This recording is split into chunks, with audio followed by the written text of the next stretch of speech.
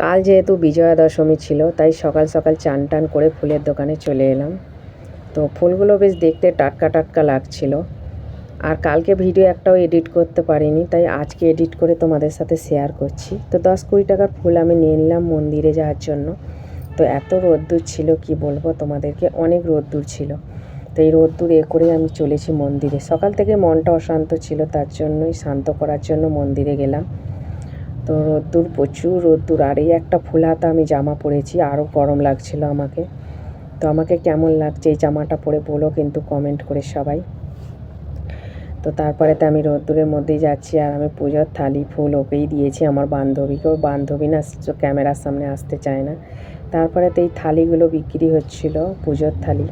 তো তার মধ্যে আমি নিয়ে নিলাম। 100 টাকা বলছিল। বলতে পারো শহরে এত কিছুর দাম বেশি, তো যাই হোক দুর্গা মাতাকে চড়াবো তার জন্য আমি দাম দর আর করলাম না, একটা নিয়ে নিলাম। তা বান্ধবী ধরেছিল ওই থালিটার, এত গরম লাগছিল আর এত রোদ্দুর, তোমরা বুঝতেই পারছো, মুখে পুরো ছাই পড়ে গেছে আমার। তো এদিকে মন্দিরে আমি পৌঁছেও গেলাম। আর নিচে দেখেছো একটা সোনার মূর্তি আছে ছোট্ট, তার ওপরে একটা মূর্তি। এখানে কিন্তু কার্তিক গণেশ নেই, আমি বুঝতে পারছি না এটা জগদ্ধাত্রী ঠাকুর না দুর্গা ঠাকুর, ঠিক বুঝতে পারা গেল না। যাই হোক তোমরাই বুঝে নিও।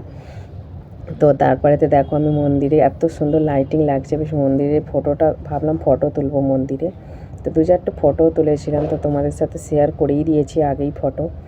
তারপরেতে আমি, এত ভিড় হয়েছিল মন্দিরে, দক্ষিণা দিতে ভুলে গিয়েছিলাম। তারপরেতে আমি আবার দক্ষিণাও দিয়ে দিলাম এদিকে। আর এদিকে এটা কি ঠাকুর আমি বুঝতেও পারছি না।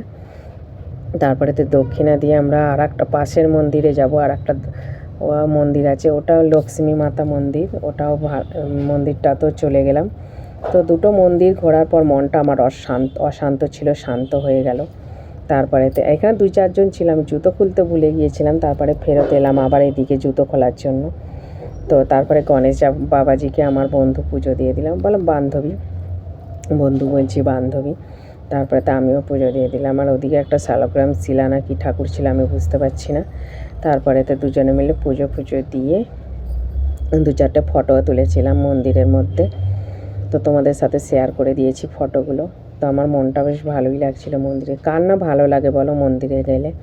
তো আমার তো অনেক ভালো লাগলো। তারপরে মন্দিরে পুজো দিয়ে আমরা বেরিয়ে পড়লাম আবার বাড়ির উদ্দেশ্যে। তো ও ক্যামেরার সামনে আসতে চাইছিল না, আমি জোর করে তুলে নিলাম।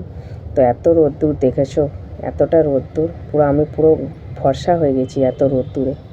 তো যাই হোক চলো বাড়ি গিয়ে দেখা হচ্ছে। ততক্ষণে সবাই ভালো থেকো।